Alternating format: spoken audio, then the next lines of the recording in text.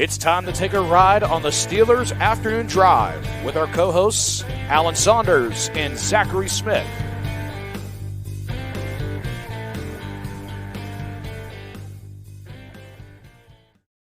Welcome back to another episode of Steelers Afternoon Drive. I'm Zachary Smith. That is Alan Saunders. Alan, it's a feel-good Friday. How we feeling?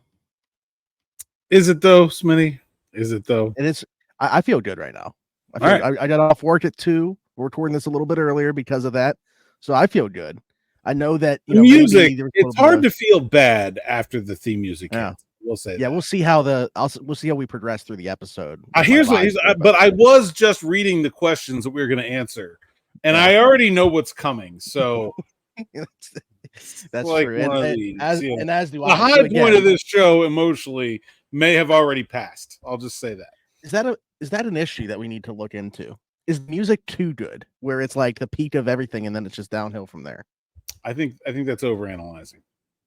Okay. We're gonna do something. It is every day. It is downhill from there. I mean, let's be honest. We never live up to as being as good as our music is. It's the cross we have to bear. It's important to admit it though, and we recognize that.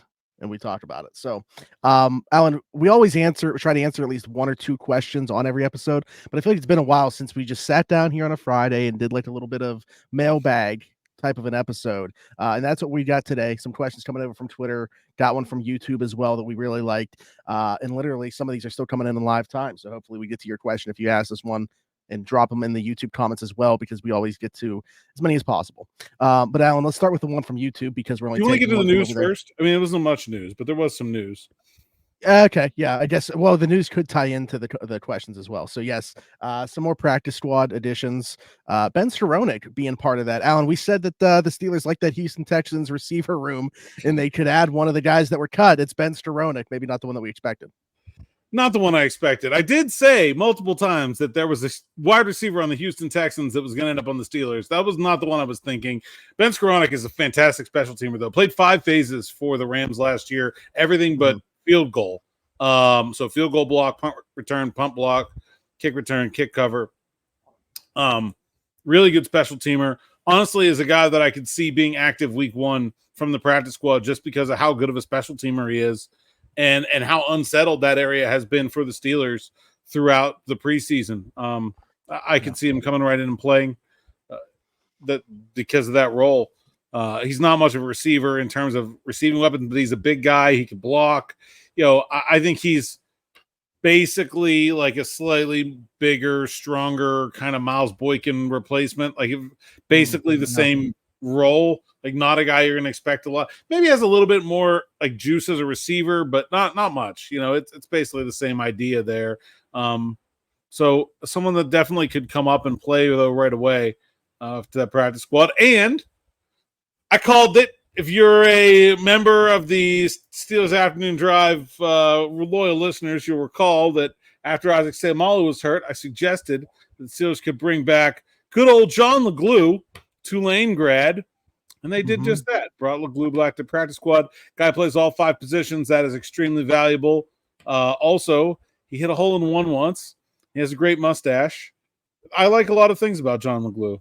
He's a good name. I didn't know about the hole in one. I agree on the mustache. And we went back. That had to have been like 2-3 days ago. But anyway, we were talking about the fact that, he kind of just saw his role increase, was even making some starts in 2021. Certainly a welcome addition back, but, knowing that he also has a hole in one to his name as well, certainly makes sense to bring him back. Longview Club in Penn Hills, if you're familiar with the area. Very nice course. John Wagner with Lou. That is what it is. I was curious if you had any quirky name at all. Because it's pretty solid. When your name is LeGlue, I think it's fine to just be standard elsewhere. That's true. That's true. I was looking for like a double middle name or something like that. But yeah, and then also Boston Scott and Brandon Johnson made official coming onto the practice squad. So that leaves them with what, 1 spot, 2 spot, 1 or 2 spots? 1 or 2 if one of them is an international player. Okay. All right. Gotcha. So yeah, they were starting to round out the practice squad. I asked you yesterday about doing it in waves and how that works and stuff. But Alan, I thought it was interesting too. I got some information. Like I don't know, 10 minutes before we started recording, that the Steelers actually tried to sign Noah Brown to their practice squad, but he obviously took the opportunity to sign with a 53-man roster if he could. He got that opportunity in Washington. Feels like I'd rather have. I mean, there's some guys on the 53-man roster that I would have very readily let go for Noah Brown, including Scotty Miller. Like I think Noah Brown is better at most things that Scotty Miller does than Scotty Miller, and he is different than the current wide receivers on the roster in ways that Scotty Miller is not. So even if you don't want to let go like one of your 8 defensive linemen or Jalen Elliott or someone like that, I would have put Noah Brown on the 53-man roster.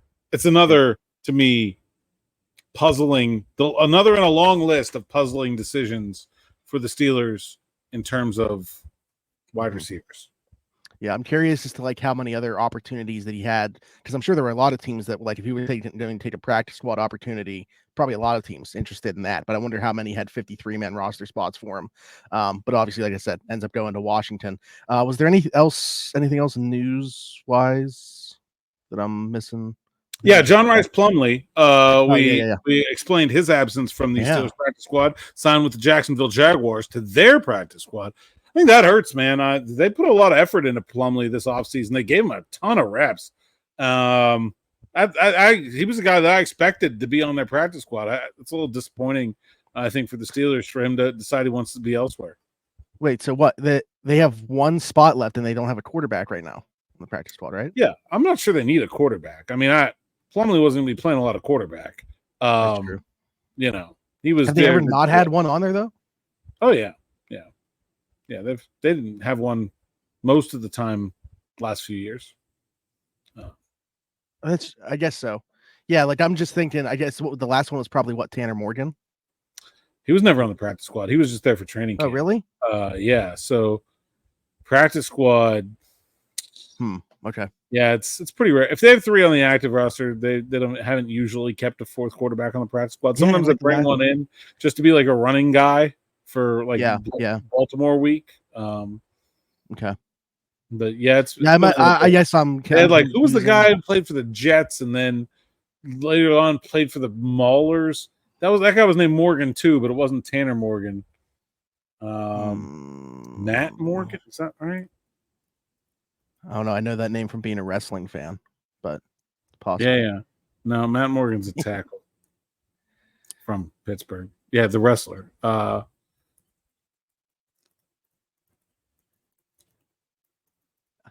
Yeah, and James Morgan. James Morgan. Okay. That was in 2021. I mean, practice squad quarterbacks pretty few and far between over the years. Paxton Lynch might have been on the practice squad when he was here.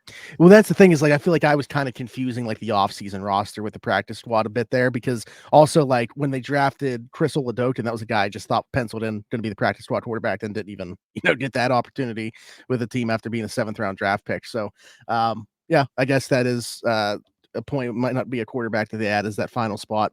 But yeah, Plumlee I definitely thought was going to be on the practice squad and now isn't, so we'll see what they do with that. But I mentioned we wanted to get into some questions here, and a lot of this I feel like is going to be wide receiver talk, just putting that out there. First question, wide receiver-y as opposed to quarterback-y.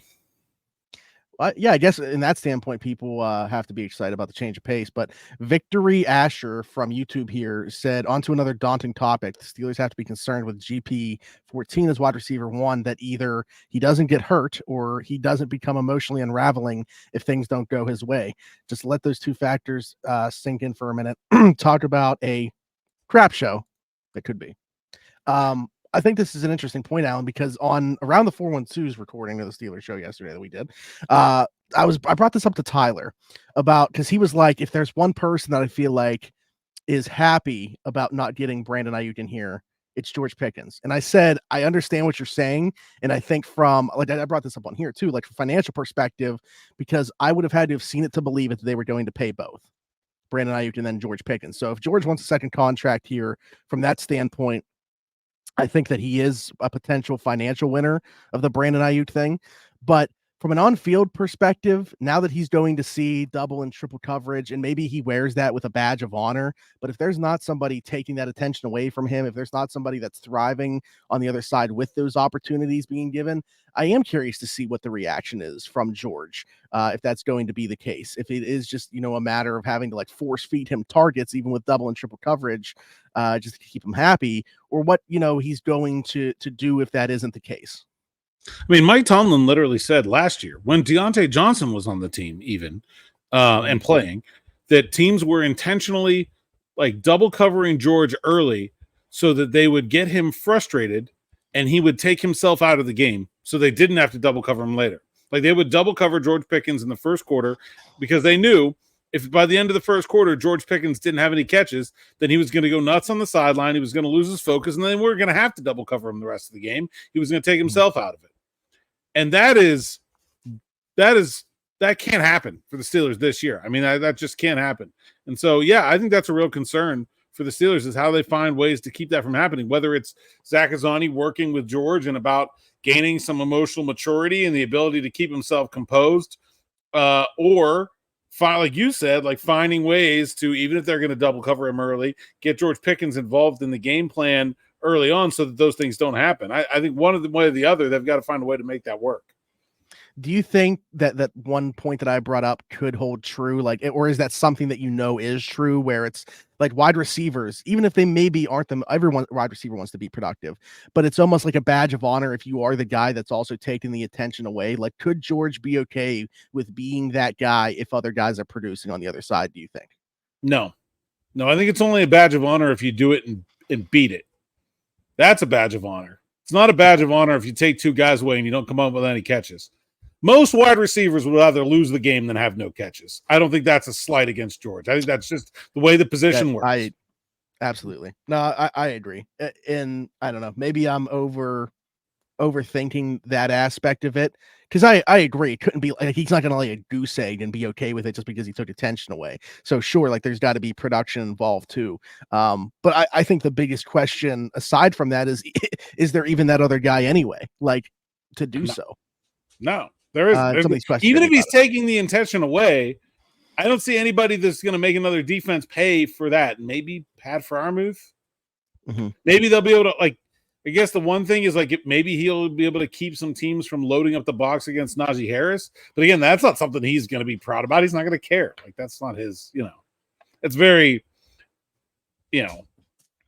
theoretical anyway. Like it's not like you're watching that happen in real time and like patting yourself on the back as the game's happening. Maybe you might see it on tape later and you're able to diagnose it after the fact, but that's not going to keep George from flipping out on the sideline when he has no catches in the middle of the second quarter. Absolutely. And as far as the injury thing, like I've mentioned this before, George isn't the best player on the team, but he's certainly up there for the most important right now in 2020. Not up there. He's the least replaceable guy on the team. No one else is even close, especially with the emergence of Nick Herbig. And really, TJ would be the other one, but man, I feel like they'd have a lot easier time playing without TJ than George. I guess so, because of feeling that much better about Nick Herbig than any other wide receiver in the room. I just like historically you look at the Steelers with and without TJ, but you're right. You feel like there's a good replacement behind him. But yeah, he's certainly has an argument to be number one. Also related to receiver stuff here, and Alan, this is the one that you said right before we started recording. You saw this question come in and you were like, I'm going to upset some people with my answer on this, but it's the one that's showing at the top for me right now. So we're going to answer this one first. How early do we see Roman Wilson getting involved with the offense? Obviously he's been hurt for most of training camp preseason, but what do you guys think his role will be in year one? This comes from Minka Berg Steelers. I mean, look, he wasn't working with the starters even before he got hurt. Mm-hmm. He's going to have a month of no practice. I would have very low expectations for Wilson's role when he does come back. I think he may play in week one. He's pretty close, but if he doesn't play in week one, I expect him to play in week two. I just don't know that he's going to have much of a role right away. I mean, I don't think at any point he looked like a better option than Calvin Austin, and that's probably who's going to play in front of him. And we've talked a lot about how many tight ends they're going to use. There is not going to be that big of a role for wide receiver 3, let alone wide receiver 4. So I think you could. I mean, I would have pretty minimal expectations for Roman Wilson for the first half of the season, at least. I mean, maybe, he can kind of have a Joey Porter arc to his rookie season where things start slow and then ramp up quickly. That feels hopeful to me more than it feels realistic. So it's hard to say because we're talking about a timeline that doesn't exist. But say the injury wouldn't have happened, just taking into consideration we're talking about a rookie receiver here in the offense that he's playing in. What do you think your answer would have been? Just like if he was exactly what you expected him to be at this point and didn't I don't know. Because I expected him to look better than he did when he was drafted. I don't think he looked as good as I thought he would after the draft before the injury. If you go back to the draft, I'd have expected him to be wide receiver 3 and pushing Van Jefferson for wide receiver 2 playing time. That's what I would expect. But I did not see that player on the field before the injury. The thing is, I would have expected a bigger outside addition than Ben Skowronek to come in as well, and Brandon Johnson. But that's where I would have probably been too with his role, at least early on. Do you think he's on par or with expectations that people have talked about with Payton Wilson compared to what your expectation is for him? Where would you put Roman Wilson kind of in that same? Yeah, I mean, I think the Payton Wilson thing is not about how good of a player he is. It's just about how much I expect the Steelers to play him, because I think the players in front of him are very good. I think, honestly, most of people's conversation, most of what people are talking about Payton Wilson is true. I think he's going to be a really good player. I just don't think the Steelers are going to play him very much because Landon Roberts is also a really freaking good player, and Patrick Queen is an even better player than either of them. And so to me, it's hard to see Payton Wilson getting a ton of playing time. Not saying I don't think he could be good right away. If he was walking into the Steelers linebacker room 2 years ago, I would be on board with the Payton Wilson Defensive Player of the Year hype, because I think he could do that. I just don't think he's going to get that opportunity. For me, with Wilson, it's different. I just don't see the player living up to the potential so far. And so that's there's no one blocking him. If Roman Wilson was really good, Roman Wilson would be starting. I think he struggled and then he got hurt, and now he's a rookie who has been hurt and struggled. It's not a good recipe. Do you still feel, or I don't know if I should say still, because it was kind of the way that I felt, so I shouldn't say still. Do you feel though, how I felt, where the 2 days that I was there was kind of right before that he did get hurt? I felt like he was starting to look better, so that's why the injury was unfortunate regardless, but obviously terrible timing for it to happen. Did that change your mind at all though? I know that you said he struggled in the spring, was obviously struggling early in training camp, but the way that he had seemed to maybe start to pick it up before getting hurt. I definitely think there was 2 really good days in a row there before the injury, and I was really excited to see him in pads because I thought that was going to be a game changer for him. And now he's not even going to get that. I mean, they practice in pads maybe 5 times over the course of a season. Maybe they will Monday if he practices Monday, but he hasn't done it yet, so I don't know. He's not going to get any practices in pads. It's hard to get better. It really is. I don't think less of him as a prospect. I just think we should squelch our expectations, especially for the first half of his rookie season, when you combine the struggles early with their injury and now not getting back before the start of the regular season. Sure. And Josh I guess this could be an addition to that question, said, assuming Roman Wilson wouldn't play week 1, so let's go with the idea that he's not going to be ready, would they elevate someone like Brandon Johnson? Still hard to believe they only have 5 wide receivers on the 53 as of now. Spent almost all last season with 5 wide receivers in the 53. So I don't know why that is shocking to people. It's very common. That doesn't 5 wide receivers. Would you lean Ben Skowronek or Brandon Johnson being elevated if it was going to be one for week 1 though? Skowronek for now. Maybe they show something from somebody else on special teams that gives them some wiggle room there, but I think I'd go Skowronek for now. Also, it's a lot easier. There's a lot less variation in what special teamers do compared to an offense. I feel like when you're talking about coming into a new team with 1 week of practice, it's relatively a lot easier to be an effective punt gunner, than it is to be a wide receiver as part of an offense where there are a lot of moving parts. Punt gunner is the same job on all 32 teams. Like he could come in and do that job right away. Johnson needs some time to learn the offense. Sure. That makes sense. And Paul, kind of like the opposite side of this question, just said, do you think the Steelers add a 6th receiver to the 53? So just assume Roman Wilson is good to go. Would it be one of these two? I guess he was also kind of leaving the idea of yet another outside addition, although I don't foresee that happening within the next, week. I mean, I would have, but they didn't. So I would have claimed Grant DuBose. I would have signed Noah Brown. I would have done any number of things. And so I don't think one of these guys is going to be added before week 1. I think that's basically what this boils down to. The 2 guys on the practice squad. I mean, they have the room to do it. I just don't. And like Scotty Miller is not. Sure. Does not have some kind of iron grip on the spot that I don't think he's gonna. Yeah, I don't think he's gonna hold them off the entire. I just for week 1 specifically. I think. Yeah, I think they'll go with what they got right now. G-Man said, how much blame should Omar Khan get for the handling of the wide receiver room? Almost all of it. I don't know who else would get any. That's kind of what I was thinking. Like, I didn't know how to fully take that. Like, where else are we placing the blame for it? I mean, things outside of his control, I don't know, but like at the same time, it very preventable getting to this point. Yeah, all of it. I don't think there's anybody else involved in this process that matters. I mean, I guess you want to blame Andy Weidel for his influence on the Steelers picking 2 offensive linemen in the 1st and 2nd round and waiting until the 3rd round for wide receiver. That just feels like a stretch to me. It's all Omar. I don't think anybody else deserves any of the blame. And let me just say this, because I've seen some people like get talking way out their rear ends about like Omar's done a very nice job as general manager for 2 years, and this does not change that. Oh, yeah. Like the overreactions to one thing. Yeah, like the big picture outlook changing because of this. Yeah. Yeah, I mean, it doesn't. You should still be very excited about Omar Khan being the Steelers general manager. If he keeps having drafts like the last 2, it doesn't matter what he does in free agency. That's true. Richard said, can the offense be above average, do you think, as currently constructed? And on the opposite side of the ball, can the defense be a top 5 unit? I know that you're very bullish on the defense. I think defense can be a top 1 unit. Average feels close to the ceiling for the offense to me. I don't think they could I don't see much better than that in their future.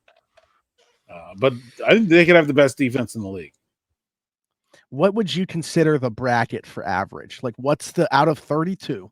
What's the last spot that they could be in to be considered an average offense? The last spot? Yeah. Or does the number itself not matter? It's more so like not the ranking. Just the nearness to the average. So like the average number of points scored in the NFL last year was like 21.7, I think. So that's like 365 points in a game over the course of a season. If you're plus or minus 10 on that, maybe 15 on the average, then that's what so last year that'll put you between 12 and 20. Okay. But that could change every year. Yeah, I agree that's the I wouldn't project that to be the case. I think that is the ceiling for this offense. I think that they'll be in the low to mid 20s out of 32 offensively. Yeah. I mean, that's like where I'm thinking like the best case scenario is average. Like I think more likely they'll be like, if you made me pick a spot, I'd say they'll be like 21st, 22nd, somewhere in there. Yeah, and defensively, which would be better than last year because they were 28 last year. It would be better than last year. It'd certainly be an improvement from that. Defensively, I said, and literally that was when you told the first time that you said about them, you feeling like they could be the number 1 unit defensively. Was I said I see them as like a 5 to 7 right now, and you said you think they can be the best. I think 7 feels like they're like the bottom end of it. I really like, unless they have bad injuries, they should be that good. I think it's a disappointment if they're 7th and they're not injured. That's the thing. It's like, it's hard to bake in the injuries and to do, because like you would have to do that for every team. So Right. like when you're talking about just one team specifically, you're just talking about assuming health. Yeah. So yeah, I agree. Assuming health, they should be a top 5 defense, I think. Yeah. This is kind of the same thing here from Joel. He said, knowing the roster is pretty much set, where would you rank all their units? Oh, I guess we can include special teams into that, though. How do you feel about the special teams unit going into? Because I feel like they upgraded a punter, but I'm worried about the unit overall until I see what they're doing about gunners. They have a really good punter and a really good punt and a really good kicker and a really good kickoff returner. I think their coverage units are very questionable. They're always good at punt and field goal block. I'll say above average. Just because I think Boz and Cam Johnston are that's a pretty solid combination of specialists. Miles Killebrew's got to be one of, if not the best special teamers in the league. I mean, they're really good at blocking punts and kicks, like one of the best in the NFL over the years. Brought Metakevich back. I think they'll be an above average special teams unit, but I expect their punt and kickoff coverage units specifically to struggle. Yeah. Jay. This person's name is just Jay. I appreciate that. J-A-Y or just the letter? No, just one letter, Jay. Just Jay. All right. What should the Steelers do with the cap space that they have? Well, I wrote on SteelersNow.com today about how much cap space they have, and they don't have very much of it. They will need to make some if they want to use it. They can make it. They can make a lot of it, almost $30 million. I think they will extend the contracts of Cam Hayward and Pat Freiermuth, and probably that's it. Yep.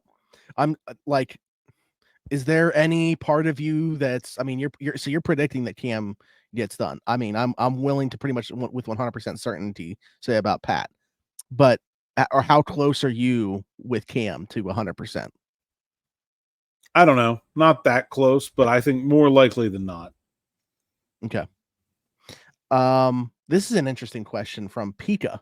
How do you feel the Steelers do at evaluating their own talent? What we put on the field at quarterback, corner, and now wide receiver, they can make the space they can make the cap room for better, but it seems like they don't have, or they don't think they need to. I think the Steelers are pretty good at generally evaluating their own talent. I don't think you see a lot of, and here's the reason I say that.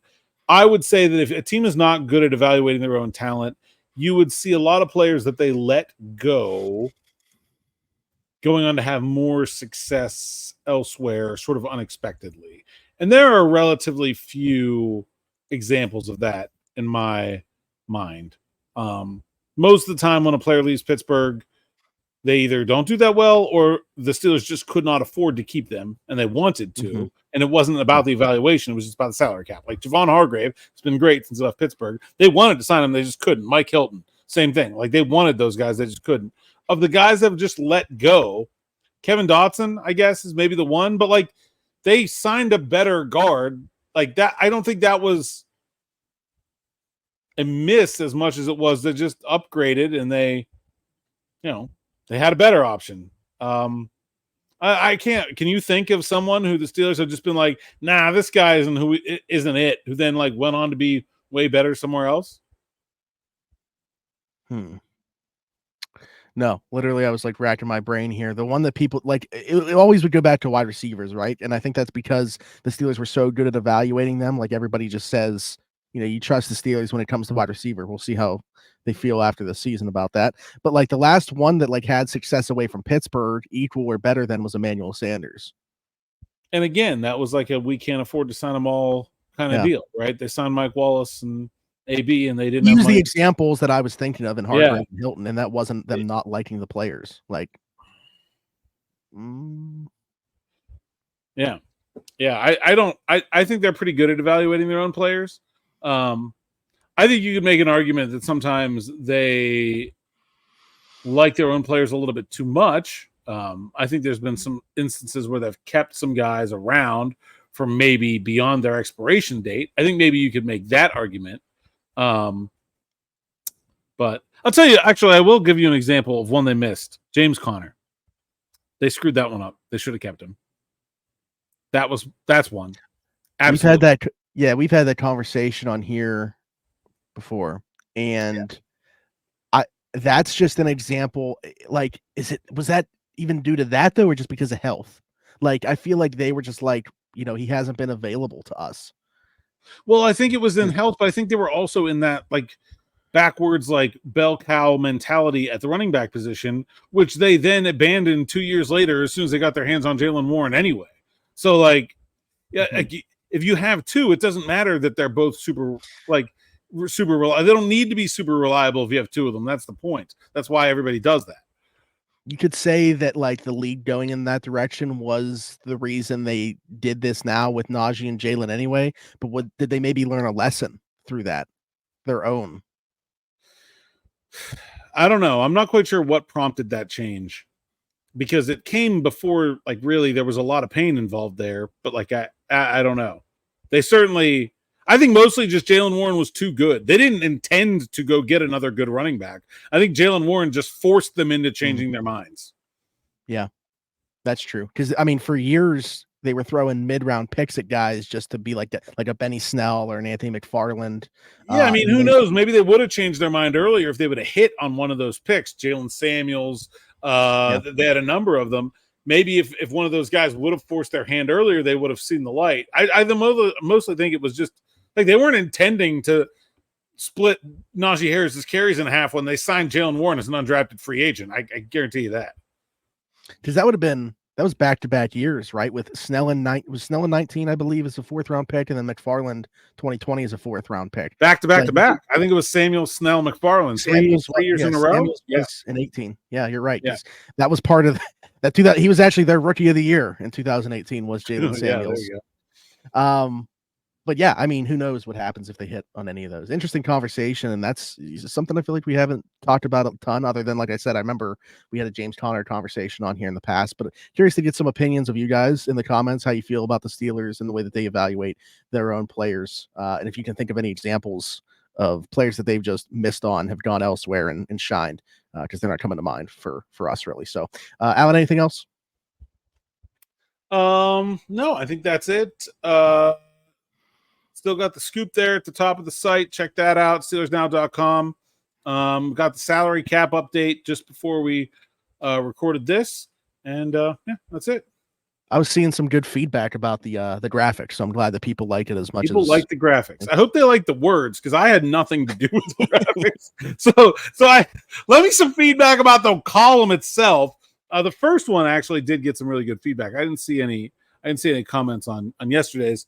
Probably because 2 hours after I posted it, the Steelers universe collapsed, and now nobody cares about their offensive linemen or cute stories about cutdown day. But go check it out.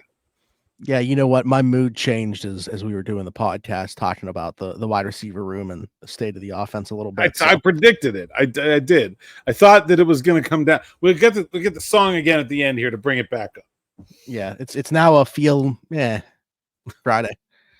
Alan, tell the people where they can find you. At @Saunders_PGH on X, Instagram, and TikTok. PGH Steelers Now. The site's account, SteelersNow.com. That's where the words live. Read them so I can get paid. Like, subscribe, hit that bell for notifications here on YouTube. We'll have some more videos trickling through over the weekend. A couple more locker room interviews. And then we'll be back at it. I don't know if we're going to be back at it on Monday or not. We'll leave that TBD. No, we should have. Yeah, we should have thought. About that. We'll figure that out. Yeah, absolutely. If you were listening somewhere else, Apple, Spotify, wherever you get your podcast from, be sure to leave us a 5-star review. Subscribe over there. Just search Steelers Afternoon Drive. You can find us on TikTok, Steelers Afternoon Drive, and find me everywhere, Zachary Smith, PGH. For Alan Saunders and myself, thanks for jumping in and taking another ride on the Steelers Afternoon Drive.